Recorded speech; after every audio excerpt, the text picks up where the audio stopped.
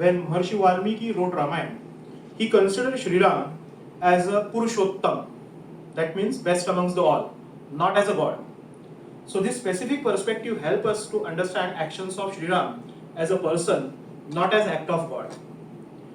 Now this Ram Rajya, what is Ram Rajya? Ram Rajya, does it mean that it is a kingdom ruled by Ram? Answer is no.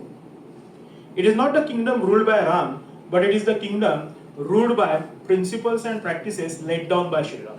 Let us understand with an example. 100th verse of Ayodhya Kand in Valmiki Ramayana depicts the story of Ram Bharat Milap. All of us know that Bharat visits Sri Ram during exile. He requests Sri Ram to return to Ayodhya and ascend to throne. Sri Ram denies his request and guides Bharat how to manage the kingdom. Sri Ram accepted the Bharam's decision, go back to Ayodhya and start ruling it as a trustee of Sri Ram according to the guidance given by Sri Ram. Now when Sri Ram completes his exile period and go back to Ayodhya, he took charge from Bharat. And at that time, there was not a single complaint in respect of Bharat's reign. So this highlights effectiveness of Sri Ram's guidance, as well as it is also established Bharat is the first person who established Ram Rajya, much before Sri Ram started ruling Ayodhya himself. Now let us understand what is this Ram Rajya. Guidance given by Sri Ram includes various aspects of managing kingdom. It includes taxation, it includes recruitment and appointment of ministers. It also includes guidances in respect of internal and external security of the kingdom, so on and so forth. Sri Ram inculcates various aspects of intelligence quotient, emotional quotient and spiritual quotient all together, and gave us this beautiful model of governance and leadership. The essence of this model is these 14 doshas that Sri Ram have insisted a king should avoid. The list of these 14 dosha translated in English is in front of your screen. Another important aspect of this particular model is, in Western philosophies and Western theories, we come across there are different types of leaders and leadership styles. We also know that different business situation requires different types of leadership. But practically it is difficult for a business leader to change his business style, his leadership style according to the business situation. So there is a clear need of a universal model or philosophy which will guide the leader through the different types of business situation, and exactly this particular model fits into that requirement. This particular model works on various aspects of human behavior or behavioral flaws, because a single flaw could destroy decades of progress for an organization. So let us understand these flaws, and we will also try to learn how these flaws can be overcome with the life lessons of Sri Ram, because it is very difficult to find a leader without any flaws. So we must understand how to overcome these flaws, and there is no better person than Sri Ram or Sri Ram's life journey to understand that. So the first flaw depicted by Sri Ram is atheism. A business leader should not be identified or defined by a religion, but atheism coupled with moral void breed arrogance, which destroy moral compass of the leader. Now to overcome this, Sri Ram suggests a leader should follow Rajadharma. Now what is Rajadharma? Rajadharma is the dharma of leader. Rajadharma insists a leader should have deep commitment to the principles that he derived from faith, universal values or philosophy. Now if you remember, Sri Ram is also called as Ekavachini Ekapatni. He stick to those principles throughout his life. I can recall the two situations, that one that we have already described, that Bharat requested Sri Ram to return to Ayodhya during the exile, which he denied. I have given commitment to my father, I will not come back. Second, when Ravan's sister Shurpanakha approached to him for the proposal of marriage, he denied. No, I won't. So this is how he stick to the principles throughout his life. The next flaw identified by Sri Ram is false speech. False speech erode reputation of a leader and destroys his goodwill and image with the followers and his associates. The only way to overcome this flaw is to practice truthful and transparent communication, not as a strategy but as a discipline. A truthful leader should give the message in such a way that his words should be so strong that even allies should feel secure and adversaries understand the honesty of those words. Shri Ram's last message to Ravan to avoid war is an example of this. Shri Ram's message to war was very clear. He said, hand over Sita Arham, seek the forgiveness. I will return to Ayodhya and I will not harm you or Lanka. But if you refuse to do so, make sure that I will destroy Lanka. Ram was also called as Satyavachani. So his message was sufficient enough to instill courage among the Vanar Sena to fight with Ravan. Third flaw is anger. Uncontrolled rage, uncontrolled anger could destroy a business organization because the leader of that organization could lead to wrong decision due to this. Now this uncontrolled rage should be replaced with composed strength. A composed strength gives ability to leader to remain calm though he is provoked. He can take firm and decisive actions whenever is required. A right example for this that I could recall is Shri Ram's confrontation with Lord Parshuram. After Sita's Swayamvar, because Shiva's bow was destroyed during that Swayamvar, Lord Parshuram approaches Ram, challenges him that you should string the bows of Vishnu. So here Shri Ram responds to Parshuram with composed strength. He didn't insult Lord Parshuram at that point of time. He accepted the challenge, string the Vishnu's bow, and later he refused to back down. He destroys Lord Parshuram's heavenly rams. This is a next example how to manage your anger and how to act firm when required. Next is carelessness. Carelessness is an important flaw. A leader who is careless in respect of the resources, duties, or his people could harm the governance. So to overcome this flaw, mindful stewardship need to be applied. A leader must pay attention to the last details. He should safeguard the public interest, and he should also achieve or he should also respect each and every commitment as a personal commitment. Now, when it comes to this, Shri Ram's management of Vanar Sena is the best example of doing this. He organizes the Vanar Sena in different divisions. He specifically allocates responsibility to each and every Vanar chief. Basically, he matched competence with the task required. It is an epitome of mindful resource management.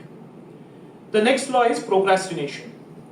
Procrastination kills opportunities because it delays action. Now, procrastination should be overcome with timely actions. Timely action doesn't mean you should rush to the action, but you should respect time as a silent partner in the governance. Here, if you look into Shri Ram's life journey, Shri Ram does not waste a single moment when he comes to know about whereabouts of Sita. The moment Hanuman report him where is Sita is, he immediately calls upon Sugriva and Vanar chief, discuss each and everything including logistical issues, and march to Lanka immediately, because any further delay could endanger Sita. Next law is not associating with wise men. A leader should seek advice from wise men in respect of governance. If he is avoiding it, that means he is surrounded by flatterers, which often blinds him from the reality of the situation and leads to bad decision. Shri Ram often seek advice from the wise sages. He took advice from Vasishtha in respect of how to live during the exile. He asked Bharadwaj where to live in exile, and he also asked Agastya in respect of how he should protect his dharma during the exile. The next law is indolence. A lazy leader will breed lazy organization, which could be ended very easily. So here it should be overcome with the help of relentless diligence. A relentless leader is always the first person to come to work and the last person to take the rest. He also expects others should follow this. Sri Ram's relentless search of Sita is an example of this. When Sita was abducted, he was not aware whether she is alive or not, who abducted her, where she is. He relentlessly searched Sita along with Lakshman through the forest and mountains and asked anyone, including sages, demons, or animals. The next law is lack of self-control. A person who is lack of control over his words or actions could be easily targeted. He is highly vulnerable, and a leader like this could destroy his organization. So for that, the leader should follow the disciplined mastery. He should discipline, he should master his desires, actions, and words. Shri Ram himself is epitome of self-control. He is also called as Maryada Purushottam. So there are various examples in his life that he had exercised his self-control in each and every situation. Next law is making decisions alone. A leader should not take business decisions alone, rather he should practice inclusive decision making, because it will help him to come across with various options for decisions, and as well as it will be a collective decision making collective ownership of those decisions. Shri Ram always seek counsel of his ministers or other Vanar chiefs during the war. One best example that I can call upon is when Vibhishan defects and come to Ram for the refuge. Shri Ram call for counsel of Sugriv and other Vanar chiefs before taking any decision. Next is taking advice from fools. Taking advice from fools is one of the important flaw of a leader, because any advice will be as good as the source. So a leader should always avoid fools. Rather, he should choose his counsel wisely and filter advice given by counsels. Here, continuing with previous example, when Vibhishan defects, Shri Ram take a counsel of all other Vanar chiefs. Opinion of the council was divided, that some were in favor of giving refuge to Vibhishan, some were against it, and some were indifferent to it.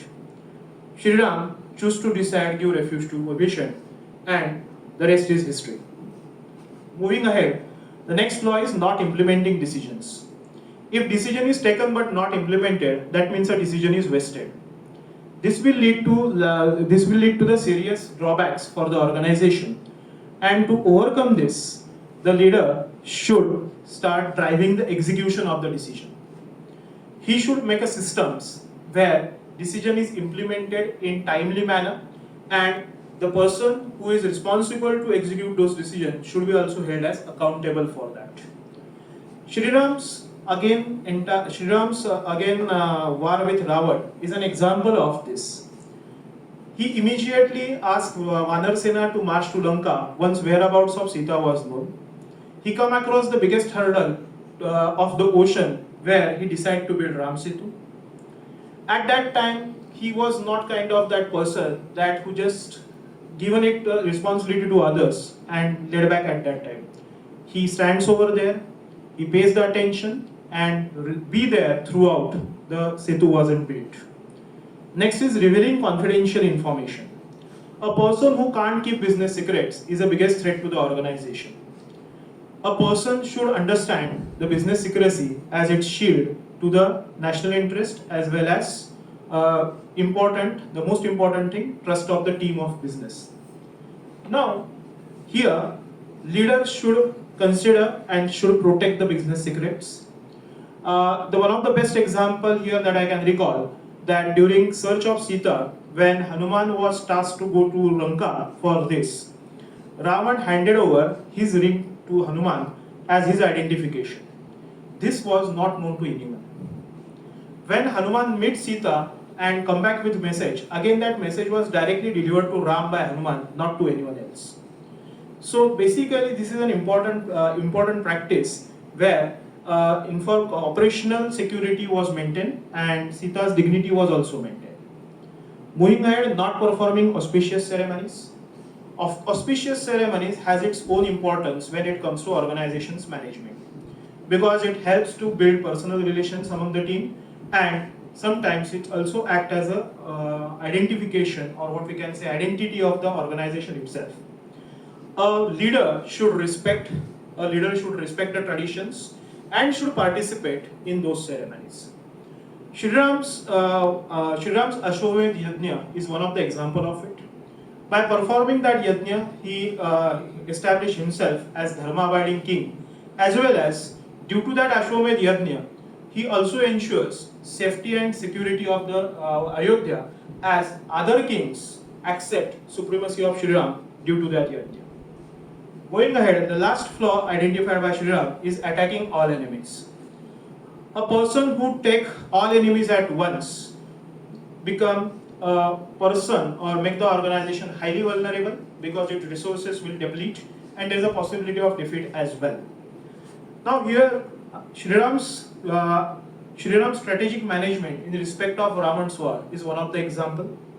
He identifies each and every Vanarveer for specific Ravan's commandos or Ravan's associates to fight with, and he himself took on Kumbhakarna and Ravan, which is the most important part, or which is the most important part of the entire Ram story and most important war to fought with. So he preserved his strategic strength and ultimately won the war. So these are the life lessons that could help any leader to overcome with his flaws. To conclude with, we can have two takeaways from this. Number one, can you establish Ramrajya? Answer is yes. If you follow guidance of Shri Ram, you can do that. Second, when it comes to management theories, what we need to understand, Western philosophies have contributed to this particular aspect of knowledge, but at the same time, Indian philosophies or Indian management systems also do exist.